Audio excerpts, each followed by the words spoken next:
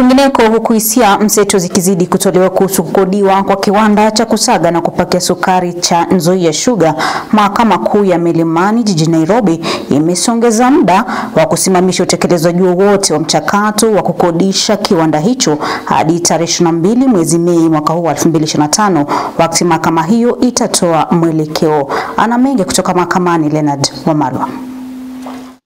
Thomas Wafula Manyonge will be first interested party. Jaji wa Mahakama Kuu ya Milimani Lawrence Mugambi leo hii ametoa mwelekeo wa kusongesha muda wa kusimamisha mchakato wowote wa kukodisha kiwanda cha Nzoia Sugar, akisema hali ya awali ya kiwanda hicho itasalia kama ilivyokuwa hadi mahakama itakapotoa uamuzi wa kesi hiyo mnamo tarehe 22 mwezi huu wa Mei. Consequently, I will not vacate the conservatory order based on factual information that is not properly substantiated. I thus maintain the conservatory order until 22nd of May 2025, when I shall give a ruling date on the PUs that have been raised against this petition. Until the PUs are determined, the court will not entertain or deal with any other application in this file.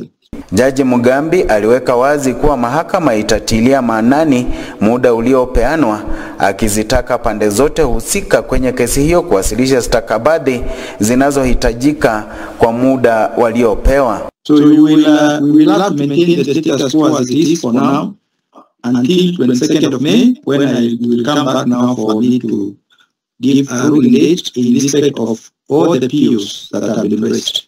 So if any party will not have complied by that time, please know that there will be no extension of time. Awali mawakili wa pande husika akiwemo wakili wa mkuu wa sheria Samuel Kaumba na wakili Kennedy Echesa wa mwasilishaji wa kesi ya kupinga ukodishaji wa kiwanda hicho Athanas Wafula wa Munyinyi wakivutana juu ya utata iwapo utaratibu huo ulikamilika ama ulisitishwa kulingana na amri iliyotolewa na mahakama mnamo Aprili 23 mwaka huu kusitisha utaratibu huo kwa muda. My lord, as at that time, before the conservatory orders were issued ex parte, the tendering process had long been concluded. The freezing period as provided for under the PPAD Act had lapsed. A contract had been signed, and the subject matter handed over as per the contract term. To that effect, my lord, there is no conservatory orders capable of being extended or enforced. By dint of this letter alone,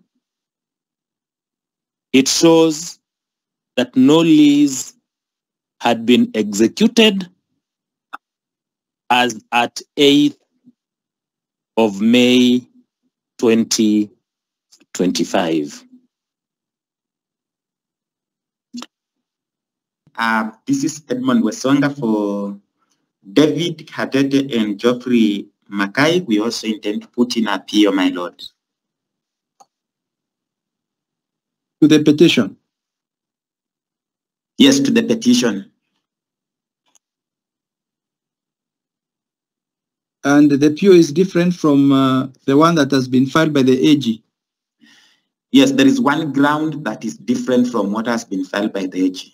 Nikiripotia West TV kutoka jiji kuu la Nairobi, naitwa Leonard Wamalwa. The court in